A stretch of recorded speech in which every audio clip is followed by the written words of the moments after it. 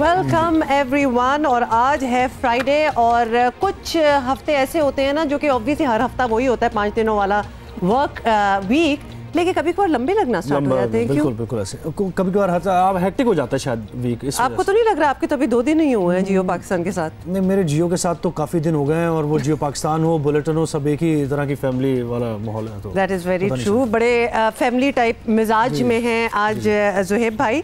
अच्छा जी, बहुत सी बातें करनी है और शुरू हम करते हैं अपनी टॉप स्टोरी से ही। और आपको बताएं कि सानिया, क्राइस्ट चर्च के बाद न्यूजीलैंड ने तारीखी दिन देखा है। मस्जिद के बाहर शोहदा उनके वर्सा और मुसलमानों से इजहार मोहब्बत के लिए तमाम तबकों से लोग जमा हुए और नमाज जुमा से पहले मस्जिद उल नूर के सामने हैगले पार्क में दी गई आज़ान टीवी और रेडियो पर बराह रास्त सुनाई गई। How beautiful. जितना भी तेरे नक्श मिटाता है ज़माना, हर नक्श को ले ले के उभरती है ज़मीं। और तो यही कैफियत थी, अजान की आवाज़ गूंजी वहाँ। और मतलब ये लिटरली अभी हम विजुअल्स देख रहे थे और लग रहा था किसी मुसलमान मुल्क, बल्कि अपने पाकिस्तान की कोई विजुअल्स है, लेकिन this is New Zealand, so this is unprecedented. ऐसा पहले कभी देखा नहीं है और क्या खूबसूरत किस्म का एग्जाम्पल दिया है दुनिया को न्यूजीलैंड के लोगों ने और वहाँ की प्राइम मिनिस्टर ने और वहाँ जो भी मुसलमान रहते हैं उन्होंने भी। आपको ये भी बताएं कि क्राइस्ट चर्च मस्जिद में हमले के दौरान सफ़ेद फाम दहशतगर्द को काबू करने की कोशिश में अपने बेटे के साथ शहीद होने वाले पाकिस्तानी नईम रशीद को दुनिया भर से लोग उनकी हिम्मत पर खराज तहसीन पेश कर रहे हैं। न्यूजीलैंड के आर्टिस्ट पॉल वॉल्श ने ऑकलैंड की एक दीवार पर नईम रशीद का एक पोर्ट्रेट बनाकर उन्हें ट्रिब्यूट पेश किया है और पॉल ने बाद में पोर्ट्रेट अपने फेसबुक अकाउंट पर भी शेयर किया है। नईम रशीद को वज़ीर आज़म इमरान खान ने भी कौमी अवार्ड देने का ऐलान कर रखा है। देखो आप ये देखें कि नईम रशीद, जिनको वो जो टेररिस्ट था, दहशतगर्द था जिसने ये काम किया, क्या उसके जहन में वहमो गुमान में भी होगा कि किस तरीके से दुनिया ने इस बात को देखा कि कैसे लोगों और एक और बहुत अच्छी, नईम रशीद का नाम जहां गूंज रहा है पूरी दुनिया में, लिटरली उस टेररिस्ट का नाम किसी को याद नहीं है, बिकॉज बहुत अच्छी डिसीजन थी वहाँ की प्राइम मिनिस्टर की कि मैं उसका नाम नहीं लूँगी। और इतनी सिंपल सी चीज़ है लेकिन कितनी इफेक्टिव है। सोचें कि हम इस तरह करके कह देते न्यूजीलैंड में जो टेररिस्ट था, वी डोंट नो कि कौन था, नेमलेस फेसलेस। बिल्कुल। और कॉज की असल में ये इससे बात वाज़ेह होती है कि कॉज की वैल्यू है। अगर आपका कॉज एक अच्छा है पीछे तो आप दुनिया में ज़ाहिर है आपका नाम रोशन होगा और लोग याद रखेंगे। अगर आपका कोई कॉज नहीं है, चाहे आप कोई भी काम कर जाएं, दुनिया में आपका नाम एब्सोल्युटली। क्राइस्ट चर्च के हवाले से आपको बताते हैं कि क्राइस्ट चर्च की मस्जिद में 15 मार्च को होने वाले दहशतगर्दी के हमले में शहीद होने वालों को न्यूजीलैंड का हर शहरी किसी न किसी तरीके से खराज तहसीन पेश कर रहा है और ऑकलैंड कॉलेज के असातिज़ा और स्टूडेंट्स ने भी ख़ास तरीके से इन शहीदों को ट्रिब्यूट दिया है। उन्होंने खराज तहसीन पेश करने के लिए कॉलेज के अंदर एक बड़ा सा दिल बनाया और इसके साथ मकामी ज़बान में अल्फाज लिखे जिसका मतलब है Stay strong। तो आगे जल्दी से बढ़ जाते हैं, मशाल खान कत्ल केस की बात करते हैं, जिसके बाद तवक्को तो की जा रही थी कि इस तरह के वाक़यात इनकी रोकथाम होगी, लेकिन ऐसा हो नहीं सका। 2 साल बाद केस का फैसला तो आ गया, लेकिन हमारी यूनिवर्सिटीज़ में इंतहा पसंदी और शिद्दत पसंदी का जो खात्मा होना था वो नहीं हो सका। बावलपुर में स्टूडेंट्स के हाथों उस्ताद का कत्ल इसकी ताज़ा मिसाल है। और आपको बताएं कि पेशावर में इंसदाद दहशतगर्दी की अदालत ने मशाल कत्ल केस में तहरीक इंसाफ के साबिक तहसील काउंसलर आरिफ खान और असद काटलंग को उम्र कैद की सज़ा सुना दी है। मुलजिम साबिर मायार और इजहार जूनी को बरी कर दिया है। और इससे पहले एबटाबाद की इंसदाद दहशतगर्दी की अदालत ने 27 जनवरी 2018 को एक मुजरिम को सजाए मौत, 5 को उम्र कैद और दीगर 26 मुल्ज़िमान को बरी करने का हुक्म दिया था। मिशाल खान के वालिद ने हालिया फैसले पर इत्मीनान का इजहार किया है। अभी जो अदालत का फैसला आया है तो वो जज साहब ने मेरे मुवक्किल की तस्दीक की है और 2 बंदों को जो है ना उम्र कैद की सज़ा देकर कम अज़ कम जो है ना यानी हमारे दिल पर जो है ना वो ज़ख़म पर जो है ना मरहम पट्टी रखा है और इससे पाकिस्तान का चेहरा जो है ना दुनिया में इंसाफ के हवाले से रोशन नज़र आएगा। और इस फैसले से एक रोज़ पहले ही बावलपुर के 133 साल पुराने गवर्नमेंट सादिक एजुकेशन कॉलेज में अंग्रेजी के एसोसिएट प्रोफेसर को कॉलेज के अंदर एक तालिब इल्म ने छुरियों के वार करके कत्ल किया। तालिब इल्म ने प्रोफेसर खालिद हमीद पर इस्लाम मुखालिफ होने का इल्ज़ाम आयद किया। उसका ये कहना था कि ये शोबा अंग्रेजी के फ़न फेयर प्रोग्राम के लिए लड़कियों को नाच गाने की मशक करा रहे थे। मकतूल प्रोफेसर के साथी और अहले खाना इस वाक़े के बाद शदीद सदमे से दो चार हैं। वो तो एक प्रोफेसर थे, कॉलेज के इंतज़ामी मामलात का एक मामला था, पुलिस इन्वेस्टिगेशन होगी तो तब पता चलेगा कौन से लोग इसके पीछे इन्वॉल्व थे। अभी तक गवर्नमेंट की तरफ से कोई तहफ़्फ़ुज़ की बात नहीं की गई, कोई पैरवी की बात नहीं। जनूबी पंजाब करते रहते हैं हमारे CM साहब। तालीमी इदारों में बढ़ती हुई इंतहा पसंदी को रोकने के लिए सिर्फ सज़ाएँ ही काफ़ी नहीं, हुकूमत, वालिदैन और स्कूलों के असातिज़ा को स्टूडेंट्स की जहन साजी पर भी तवज्जो देना होगी। हालांकि ये हमने काफ़ी बार सोचा है कि कितना मुश्किल है किसी का माइंडसेट, वो रुझान बदलना, जिस तरह वो ग्रो अप हुआ है, जो उसके घर का माहौल था, जो वो सुनता आया है, जो सालों की एक आपकी ट्रेनिंग हो, जो एक दिमाग में चीज़ें आपके डाली जा रही हो, वो बड़ा मुश्किल हो जाता है। और घर दर्जगाह कहते हैं ना कि सबसे बड़ी दर्जगाह तो घर ही है। घर से क्या आपकी नशर तरबियत कैसी हुई है, फिर आकर ज़रा मुश्किल हो जाता है उस जहन को बदलना। समाजी कारकुन हमारे राशिद साहब हमारे साथ हैं, उनसे ज़रा बात करेंगे, उनसे जानने की कोशिश करेंगे। बहुत शुक्रिया आपने वक्त दिया। कहिएगा, मशाल कत्ल केस का फैसला आ गया है, वाक़े के 2 साल बाद ये आया, लेकिन चलो आ तो गया। ये वाक़या इंतहा पसंदी और शिद्दत पसंदी का एक नमूना है। ये अनासर आज भी हमारी जामियात में मौजूद है। क्यों है ऐसा और क्यों इसके लिए कोई काम बज़ाहिर होता दिखाई नहीं दे रहा? मेरे ख्याल में जो आजकल हम अपने तालीमी इदारों में मशाल खान केस ऐसा हो गया, या अभी जो खालिद हमीद साहब का जो केस हुआ है कल बहावलपुर में, इस तरह की चीज़ उसी का भी हम उसकी जो खेप है उसको हम अभी भुगत रहे हैं कि हमारे तालीमी इदारे जहाँ पे बातचीत होनी चाहिए, इल्म की, साइंस की, जहाँ डिबेट होनी चाहिए, वहाँ उसकी जगह तलबा एक मजहबी जुनूनियत के एक एटमॉस्फेयर के अंदर एक दूसरे को अब कत्ल करना शुरू हो गए। तो मेरे नज़दीक तो इसका रियासती पॉलिसियों से ही इसका ताल्लुक़ है। आप सही कह रहे हैं अमार, लेकिन सादिक एजुकेशन कॉलेज में जो कुछ भी हुआ है, इस पर जितना भी अफसोस और मजम्मत की जाए वो ऑब्वियसली कम है, लेकिन इसका जिम्मेदार किसको माना जाएगा? ये कोई एक शख्स तो नहीं है, ये एक सोच है, मेंटेलिटी है, इसको कैसे बदला जाए? जो हमारे सियासी हुक्मरान हैं मुख्तलिफ़ पार्टियों के, चाहे वो नून लीग हो, पीपल्स पार्टी हो, PTI हो, उन्होंने उन चीज़ों को निसाब के अंदर से निकालने की कोशिश नहीं की। उन्होंने तलबा को तनकीदी या तामीरी सोच को फ़रोग़ देने की कोशिश नहीं की। उन्होंने तलबा यूनियन तक बहाल करने की कोशिश नहीं की। तो पूरा जो हमारा हुक्मरान तबका है वो सब इसके अंदर किसी न किसी हद तक मुलव्वस है। जी, ये तो आपने बता दिया कि मसला क्या है। अब इसका हल क्या है, ये भी बहुत ज़रूरी बात है। कैसे हम अपने तालीमी इदारों को ऐसे लोगों से पाक करें जो सोच के इख्तलाफ को मानते नहीं हैं और हदी आती है कि मरने मारने पर वो उतर जाते हैं? जी, मेरे नज़दीक इसके लिए हमें बुनियादी तौर पे अपने निसाब से शुरू करना पड़ेगा। सबसे पहले जो हमने अपने निसाब में कई दिहाइयों से जो नफ़रतें बढ़ी हैं, दूसरी मज़ाहिब के ख़िलाफ़, दूसरी कौमों के ख़िलाफ़, दूसरे कल्चर्स के ख़िलाफ़, उनको ख़त्म करना पड़ेगा। जो एक रवादारी और अमन और भाईचारे का एक बुनियादी पैगाम हमें अपने निसाब के ज़रिए लोगों को, अपने तलबा को, अपने बच्चों को देना है। साथ साथ हमें उसकी जगह साइंस को फ़रोग़ देने की ज़रूरत है और सवाल करने का जो अपने तलबा हैं उसको सवाल करने की सलाहियत और उसकी इजाज़त हमें उनकी देने की ज़रूरत है, जिसके ज़रिए वो एक दूसरे के जो पॉइंट्स ऑफ व्यू हैं उनके साथ उसके साथ रवादारी से पेश आना सीखेंगे।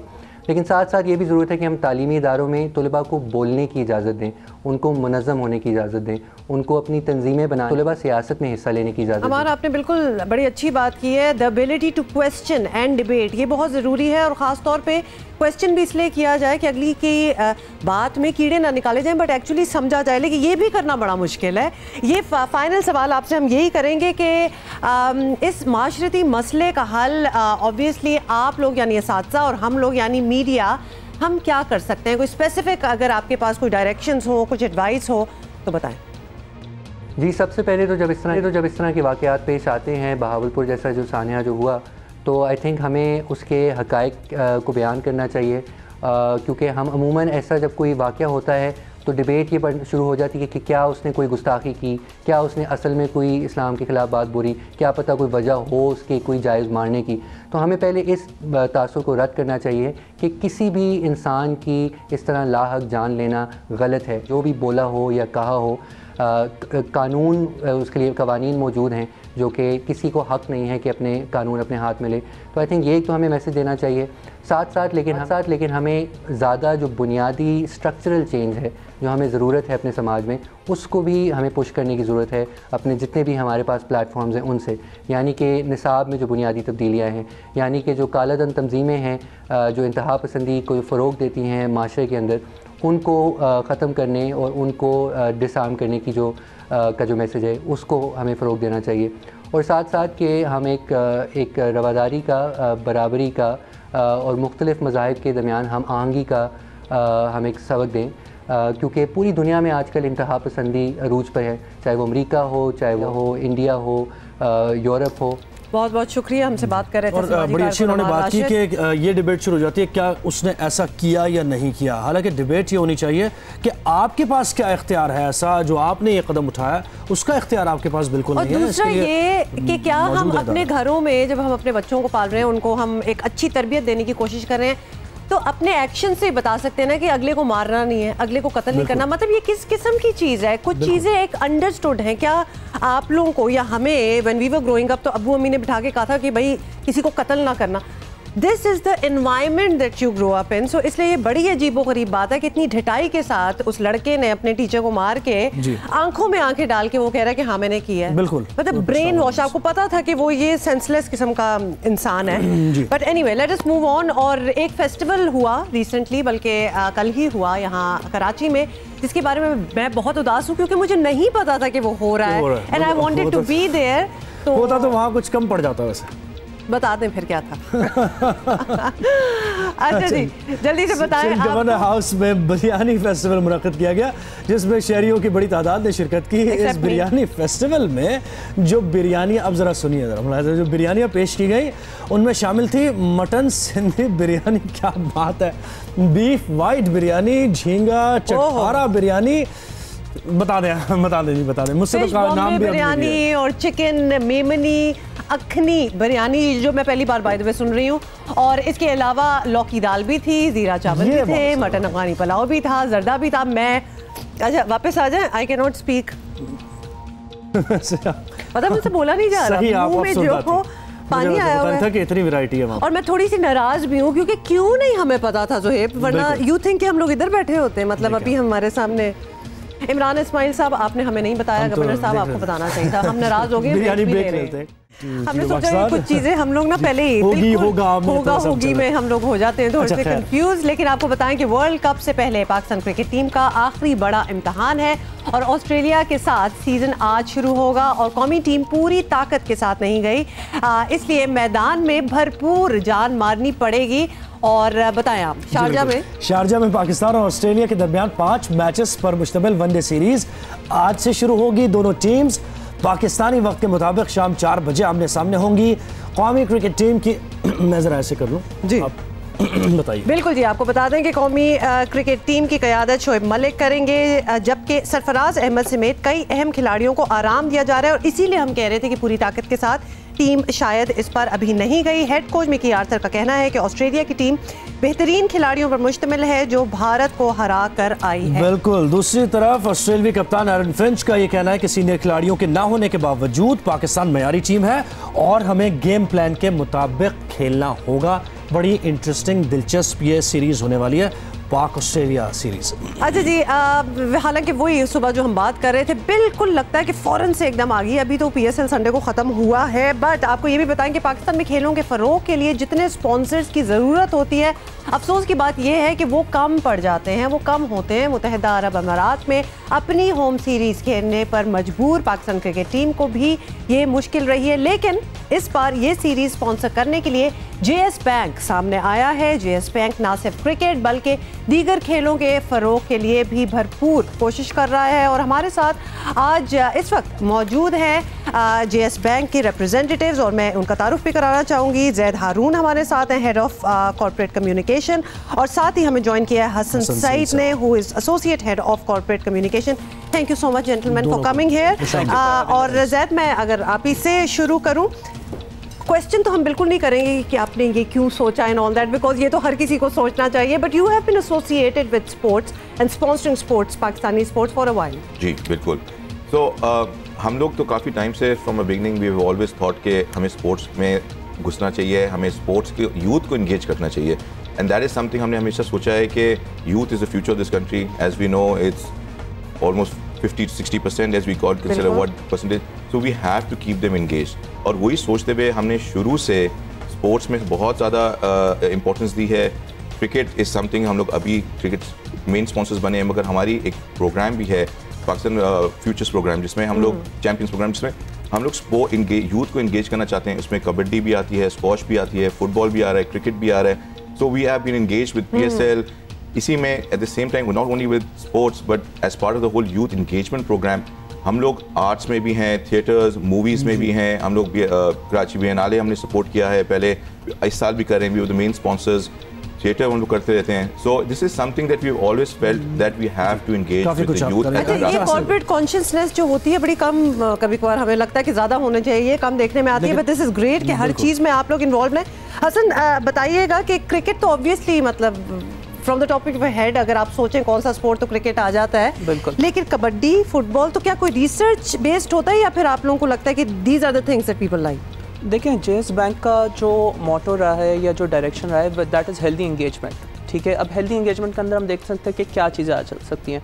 लिटरेचर आ सकता है जिसके अंदर फॉर एग्जांपल हम पाकिस्तानी राइटर्स जैसे उमर शाहिद हनीफ है उनको सपोर्ट करते हैं. कराची लिटरेचर फेस्टिवल है उसको सपोर्ट करते हैं क्योंकि हम चाहते हैं कि लोग पढ़ें, क्योंकि दैट्स अ हेल्दी एक्टिविटी.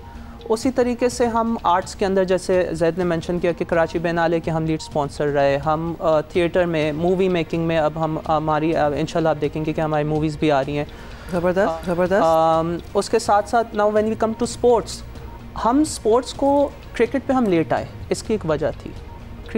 इसकी वजह क्या थी कि हमने कहा कि पहले हम अंडर सर्व्ड स्पोर्ट्स जो हैं, जो हमारी स्पोर्ट्स हैं बट जिसके ऊपर फोकस नहीं होता. फॉर एग्जांपल कबड्डी जो एक टाइम पे हमारे एक हिस्टोरिकल स्पोर्ट रहा है बट जिसके ऊपर इतना फोकस नहीं आया. स्क्वॉश जिसके अंदर हमने वर्ल्ड चैम्पियंस प्रोड्यूस किए हैं बट अनफॉर्चुनेटली आज उसके ऊपर जो फोकस आप कह सकते हैं वो काफ़ी कम हो गया. तो we have tried to ensure कि हम अंडर सर्व्ड स्पोर्ट्स को लेके सबसे पहले हम आगे चले और अब हम मेन स्ट्रीम स्पोर्ट्स के अंदर आए. दूसरा हमारा ऑब्जेक्टिव ये रहा है कि rather than focusing on big ticket items, जो फॉर एग्जांपल PSL में बहुत पैसा है, that's great, we also support PSL. हमने इस्लामाबाद यूनाइटेड के साथ भी किया है, बट हमने ट्राई किया है कि जो आपका ग्रास रूट टैलेंट है, जो बच्चे हैं जो भी ग्रो करें, जो सीख रहे हैं, जो आगे और जिनके लिए वैसे ही एक्सेस मुश्किल है, जिनके लिए एक्सेस मुश्किल है, हम उनको चाहते हैं कि हम उनको ग्रो करें. तो इसके लिए हमने एक प्रोग्राम लॉन्च किया called the future world champions programme. उसके अंदर आपके जो ग्रास रूट टैलेंट है हमने उसको डेवलप कर रहे हैं. हम पैन पाकिस्तान टूर्नामेंट्स होल्ड कर रहे हैं छोटे शहरों में जाके, छोटे शहरों में, कराची में हम कर चुके हैं, लाहौर में हम कर चुके हैं, इन और भी जगहों पे हम कर रहे हैं ताकि फिर यहाँ से जो टैलेंट निकलेगा वो फिर आगे जाके आपका नेशनल टैलेंट. अच्छा, क्रिकेट पे थोड़ी सी बात करें. ज़्यादा आप ये कहिएगा क्रिकेट पे ख़ास फोकस, वैसे तो पाकिस्तान में सबसे ज़्यादा पॉपुलर गेम अगर कहा जाए क्रिकेट ही है, तो क्या यही सोच थी, यानी इसके पीछे एक मार्केटिंग का भी पर्सपेक्टिव था कि अगर हम क्रिकेट को हिट करेंगे तो ज़्यादा पॉपुलैरिटी भी और इस तरह? नहीं, जैसे हसन ने भी पहले कहा कि पहले हमने अंडर सर्व स्पोर्ट्स को ज़रूर हमने फोकस किया है, मगर at this point you know ये पूरा फर्वर आ जा रहा है कि PSL अब इंशाल्लाह पाकिस्तान आ रहा है, going forward world cup is coming which is after a few years. At this junction we thought this is the last series, international series जो पाकिस्तान की हो रही है before the team is going to be selected.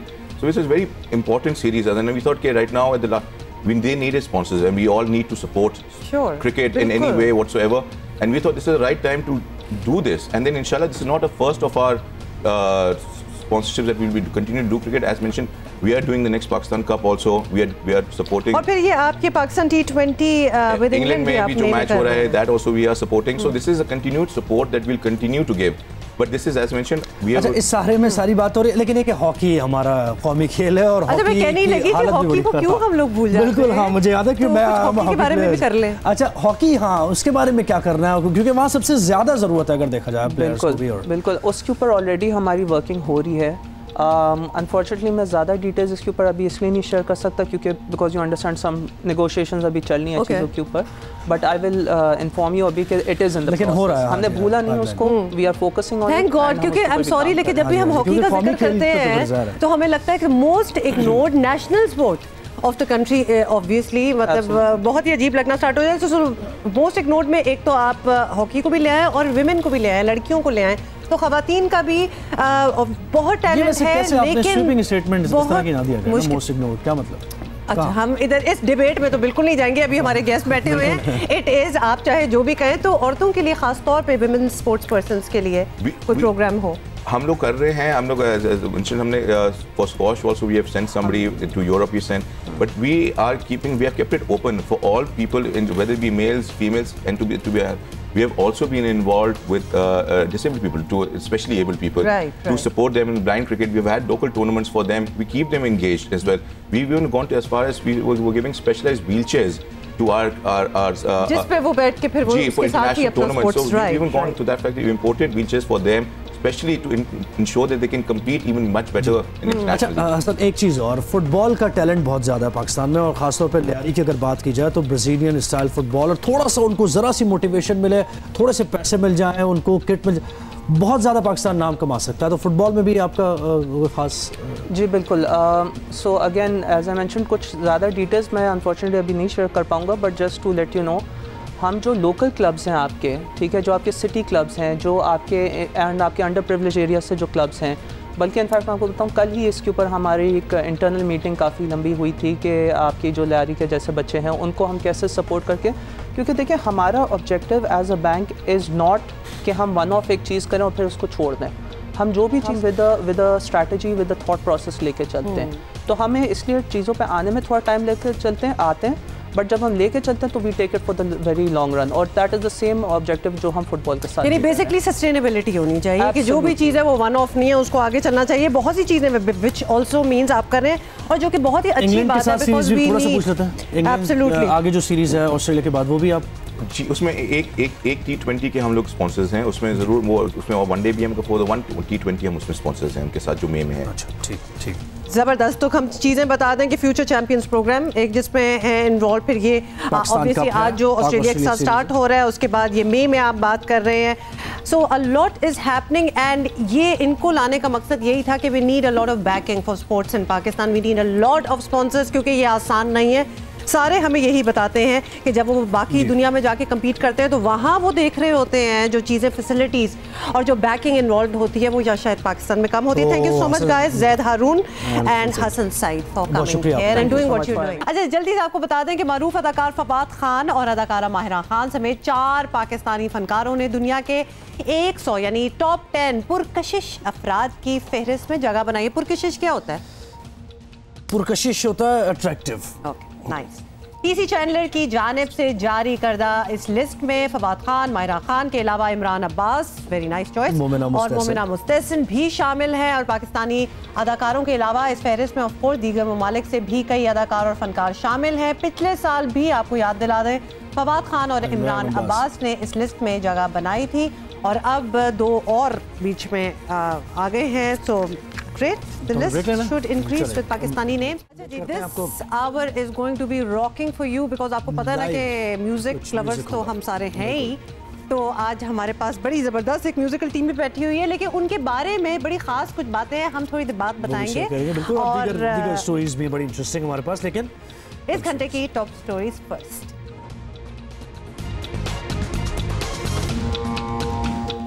Funds का रोना रोती हुकूमत, नैब पर मेहरबान, मुलाजमीन की तनख्वाहों और मराहत में भारी इजाफा। नैब और हुकूमत के दरमियान गठजोड़ के इल्जामात पहले भी लगे, अब और लगेंगे।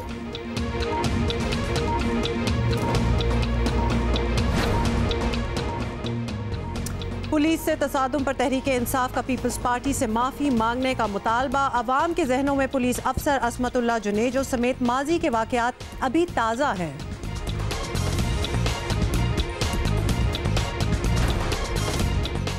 और मुल्क की आधी आबादी ख़वातीन को मुआशी तौर पर खुद मुख्तार बनाना मुल्क की तरक्की के लिए कितना ज़रूरी है, ये भी जायज़ा लेंगे।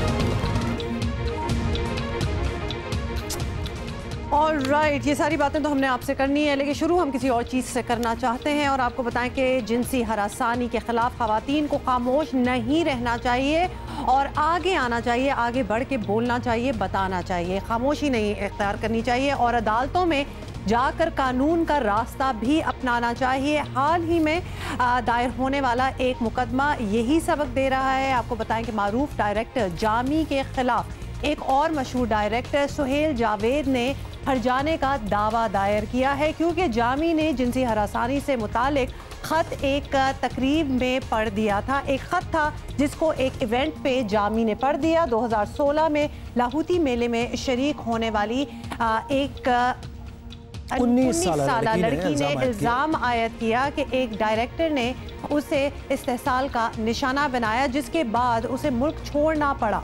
लड़की का खत सामने आने पर जामी ने उसे मशवरा दिया कि खामोशी बेहतर नहीं बल्कि उस डायरेक्टर को बेनकाब किया जाना चाहिए। इसीलिए जामी ने 2018 के लाहौती मेले में इस खत को सबके सामने पढ़ा।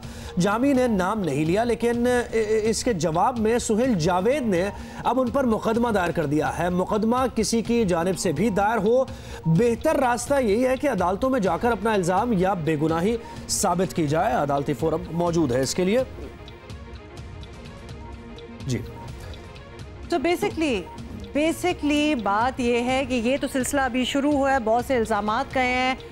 सुहेल जावेद का नाम कहीं उठा नहीं था, लेकिन जो कमेंट्स होते हैं, आपको पता है कोई भी स्टोरी जो सोशल मीडिया पे चलती है उसके नीचे जो कमेंट्स आते हैं लोगों के, उसमें उनका नाम काफ़ी उठना स्टार्ट हो गया। बर्डन ऑफ प्रूफ जो है वो सिर्फ जिसके साथ हरासानी हुई है, जिसने इल्ज़ाम लगाया उस पर नहीं होता, लेकिन जिसको एक्चुअली इल्ज़ाम लगाया गया उसको भी अपने आप को इनोसेंट साबित करना है। सो बर्डन ऑफ प्रूफ जो होता है वो दोनों तरफ होता है, और आज इसकी समाअत भी होगी। सो मौका मिलना चाहिए, बिल्कुल मौका मिलना चाहिए कि आप अपने पॉइंट ऑफ व्यू को, या जो आप समझते हैं, जो आप अपना मौक़िफ़ ले रहे हैं, उसको वज़ाहत से बताने का मौका मिले। इसलिए बर्डन ऑफ प्रूफ की बात जो है इसको थोड़ा सा कंफ्यूज नहीं करना चाहिए कि जिसने इल्ज़ाम लगाया है, जिसके ऊपर लगाया है, उसी के ऊपर है बर्डन ऑफ प्रूफ। ऐसा नहीं है, दोनों पर है, क्योंकि बड़ी जिम्मेदारी का काम है। अगर आप किसी पे इल्ज़ाम लगा रहे हैं तो आपके पास you must be having some evidence for that, otherwise बड़ा ये जी बिल्कुल। और एज फार एज ज़ुहैब आपने एविडेंस का कहा है, बड़ा मुश्किल होता है इन चीज़ों में। आपको पता है कि एविडेंस देना लेकिन इसका मतलब फिर भी ये नहीं है कि खामोश रहें, because at the end of the day आप बोल के बहुत से और लोगों को वार्न कर रहे हैं और बहुत से और लोगों को आप बचा भी रहे हैं। एंड ऑल्सो जैसे इस खत में भी था कि जो फ्रेटर्निटी काम कर रही होती है ना, जो उस बंदे को प्रोटेक्ट कर रही होती है, उनको भी पता हो कि इसने क्या किया। So there are lots of it can go both ways. असल में आप बहुत से लोगों को बचा भी रहे हैं, लेकिन अगर आप किसी साजिश के तहत कर रहे हैं तो फिर आप इंतशार भी फैला रहे हैं एट द सेम टाइम। तो ये कि बड़ा नाजुक मामला है ये। हाँ, नाजुक मामला है, लेकिन इस पे बात होनी चाहिए। हमारा तो ये मौक़िफ़ है कि बात ज़रूर होनी चाहिए, और अगर अदालत चली गई है बात तो इंशाल्लाह जो ट्रूथ है, जो सच्चाई है, वो ज़रूर सामने आएगी। अच्छा जी, ये वो चीज़ है जो कि obviously you will be hearing a lot about it on social media in the next couple of days. तो हमने सोचा आपको नैब की बात करते हैं। नैब हदफ तनकीद भी है, नैब आजकल ऑपोजिशन का, और ये जो अभी मामला हुआ इस पर और ज़्यादा ऑपोजिशन को मौका मिल गया है। नैब मुलाजमीन की तनख्वाहों और मराहत में इजाफा हो गया है। ऑपोजिशन पहले ही ये इल्ज़ाम लगा रही थी कि नैब हुकूमत का हाथ ये बंधा गुलाम बना हुआ है। अब इस इल्ज़ाम पर हुकूमत ने खुद मोहर सब्त कर दी है। गुज़श्ता रोज़ वज़ीर आज़म इमरान खान ने जब जी चाहता है उनका, वो नैब को खरी खरी सुना देते हैं, और गुज़श्ता रोज़ इमरान खान ने नैब को बराह रास्त मुखातिब करके कहा कि नैब हर केस खोलने के बजाय बड़े मुकदमों पर तवज्जो दे। और इस वक्त अपोजिशन नैब के किरदार पर पहले ही सख्त बरहम दिखाई दी है, तो अब नैब जाए तो जाए कहाँ, ये नैब के लिए भी एक मामला हो गया। खुद वज़ीर आज़म भी ना खुशी का जो है वो इजहार कर रहे हैं। क्या उन्होंने कहा है, ये भी सुनने ज़रा। मुझे अफसोस ये है कि नैब आपने कहा नैब हमारे नीचे नहीं है। मेरे नीचे नैब होती, आज कम से कम 50 बड़े बड़े करप्ट लोग जेलों के अंदर होते। मैं ये समझता हूँ कि ये नैब की टोटल जाती है, जो इन्होंने ये केसेस जो हैं वो रखे हुए हैं, ये तौहीन कर रही है नैब पाकिस्तान के वज़ीर आज़म की। पीटीआई और नैब का चोली दामन का साथ है। जो विच हंटिंग हो रही है उसके बारे में कहना मवाद बहुत मौजूद है। अफसोस की बात है कि नैब को हर बार इस तरीके इस्तेमाल किया जाता है। मुशर्रफ के दौर में बना और इसलिए बनाया गया ताकि पॉलिटिकल इंजीनियरिंग हो सके। अब ऐसे हालात में आपने सुन भी लिया कि नैब हुकूमत और नैब गठजोड़ की बातें कर रही है अपोजिशन, ऐसे वक्त में जब फंड्स और रकम की किल्लत का भी रोना रो रही है। सिर्फ नैब मुलाजमीन को खुश करने की कोशिश अपोजिशन को यकीनी तौर पर खटक रही है। इस इजाफे से पहले सरकारी स्ट्रक्चर में मौजूद तनख्वाहों का फ़र्क भी बढ़ जाएगा। इसी हवाले से हम बात करेंगे वज़ीर आज़म के मावन खुसूसी बराए एहतसाब शहजाद अकबर हमारे साथ हैं। शहजाद अकबर साहब, thank you so much for taking out the time for us. Opposition का इल्ज़ाम है कि नैब हुकूमत का आलाकार बना हुआ है और हुकूमत इसकी तरदीद तो करती है लेकिन नैब के हर कदम की हिमायत भी करती है। तो अब नैब अफसरान की तनख्वाहों और मराहत में इजाफे जैसा अमली कदम उठाकर अपोजिशन को ठीक भी साबित कर दिया है। तो क्या ये इजाफा इस वक्त पर करना बहुत ज़रूरी था? देख ही लें कितने मसले उसकी वजह से उठ गए हैं। ये नैब की एक बड़ी पुरानी समरी पेंडिंग थी, जिसमें नैब की दरख्वास्त ये थी कि जिस तरह से बाकी इदारों के अंदर एक इन्वेस्टिगेशन अलाउंस मिलता है जो कि FIA को भी मिलता है, काउंटर टेररिज्म वालों को मिलता है, नैब को नहीं दिया जा रहा और उनको सियासी इंतकाम का निशाना बनाया जा रहा है। बिल्कुल मेरिट के ऊपर बात थी, कैबिनेट के पास आई, कैबिनेट ने इसको अप्रूव कर दिया। देखिए ये चीज़ है कि अगर आप इस मुल्क में एहतसाब चाहते हैं या नहीं चाहते, पहले तो ये फ़ैसला कर लिया जाए। अब जो हुकूमत अगर हुकूमत में नहीं रही पहले कभी, वो नहीं जो लोग हुकूमतों में रहे, तो उनके ऊपर क्या इस वक्त करप्शन का केस बन सकता है। बाकी जो मामलात हैं, हुकूमती अरकान भी हैं, हुकूमती वज़रा भी हैं, उनके ऊपर भी इन्वेस्टिगेशंस हो रही हैं, उनके अरेस्ट भी हो रहे हैं। तो ये कहना कि नैब के ज़रिए किसी को निशाना है, ये बिल्कुल बेबुनियाद है। अच्छा, जैसे आपने कहा कि ये बहुत पहले से समरी पेंडिंग थी, इस पर भी बहुत सी बातें हो रही हैं कि दूसरे अदवार में, पिछले अदवार में क्यों ऐसा नहीं किया गया, आप क्यों ऐसा करें। ये कहिएगा कि अदालतों में नैब से मुताल्लिका केसेस पहुंचते हैं तो नैब की तारीफ कम होती है और जो उस पर रिमार्क्स आते हैं, ऑब्जर्वेशन आती है, सबके सामने ही है। आपको नहीं लगता कि ये इदारा कुछ मुतनाज़े सा होता जा रहा है? पहले सवाल से अगर आप दूसरे सवाल में जाएँ तो उसका जवाब पहले सवाल में मौजूद है। एक तरफ एक केस है, अभी एक बहुत बड़ा केस हुआ, मैं नाम नहीं लेता, उसमें डिफेंस वकील की तनख्वाह 35 करोड़ रुपए थी। जो उसके मुकाबले में प्रोसिक्यूटर खड़ा होता है उसकी तनख्वाह 1.25 लाख रुपया है। ये फ़र्क है, क्वालिटी का फ़र्क आता है। अगर आप अदालतों में बेहतर प्रोसिक्यूशन करना चाहते हैं तो आपको इदारों के अंदर रिसोर्सेज डालने पड़ेंगे।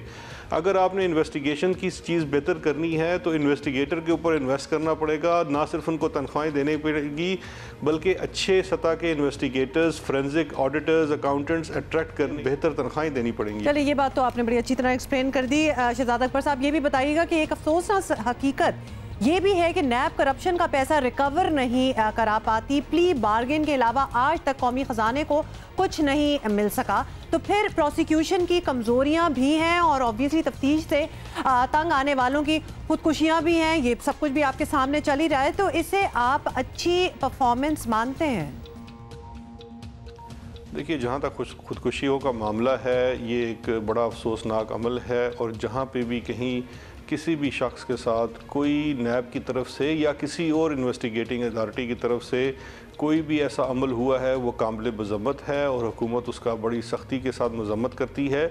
और इसके ऊपर हमारी रिकमेंडेशन इन तमाम इदारों को without interfering into the business यही है कि वो अपने SOPs बनाएं और ऐसी चीज़ें करें जहाँ पे इस तरह की वाक़यात ना हों। हम ये भी अमेंडमेंट लाना चाहेंगे कि अगर इस तरह की जब इन्वेस्टिगेशन की जाती हैं तो बेशक वो लोग ये अपना वो वकील साथ ले आएँ, और दूसरी ये कि ये तमाम चीज़ें वीडियो रिकॉर्डेड होनी चाहिए। इसके ऊपर हम काम कर रहे हैं और इंशाल्लाह ये होगा भी। जहाँ तक मेरी इत्तला है, नैब में ये चीज़ वीडियो रिकॉर्डेड भी होती है और जितनी इनकी इंटरेक्शन होती है, तो अगर कोई अब्यूज़ होगा तो वो सामने आ सकता है।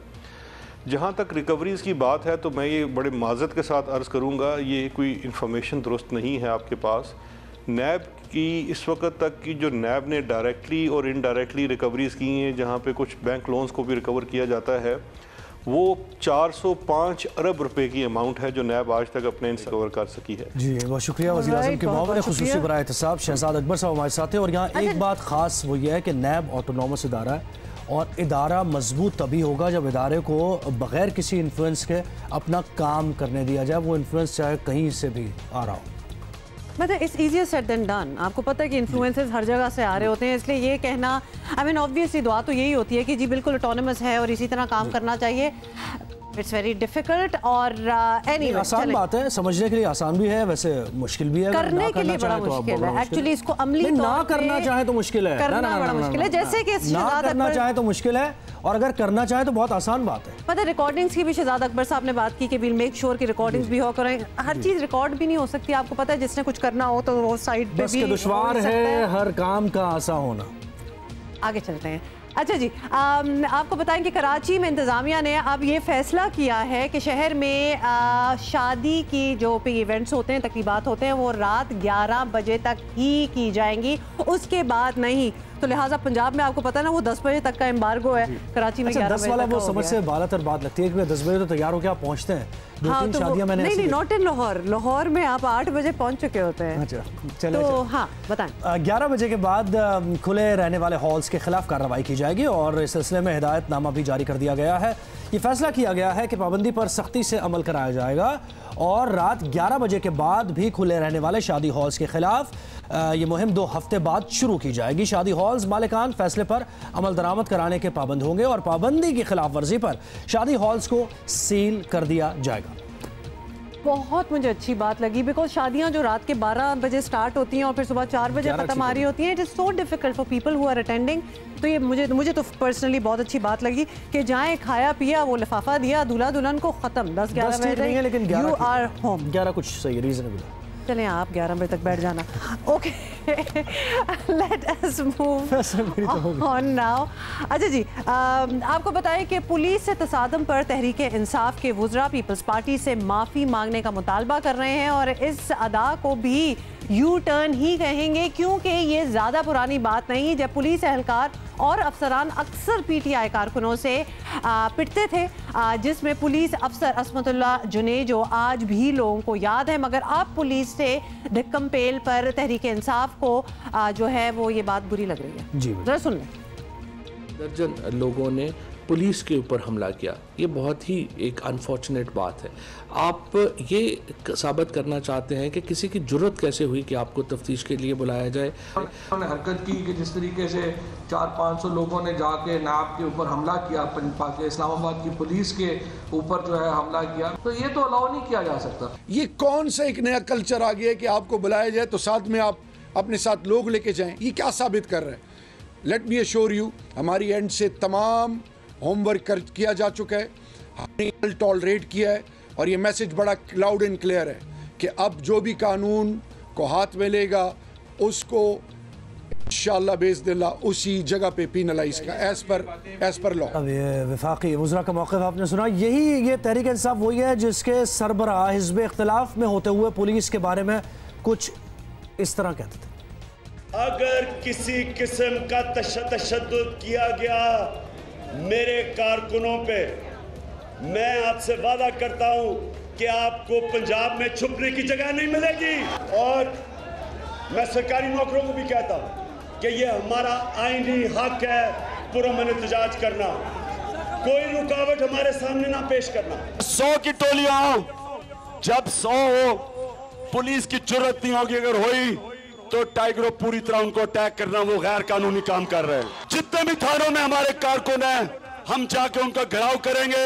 सुकेरा और जो दूसरा आईजी है, तुम याद रखो इन दोनों भाइयों ने तो चले जाना जान छुड़ा के।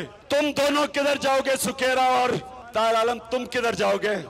तुम्हें हमारे सामने खड़ा होना पड़ेगा और हम तुम्हारे से पूछेंगे कि किस कानून के तहत तुमने हमारे नौजवानों को जेल में डाला है।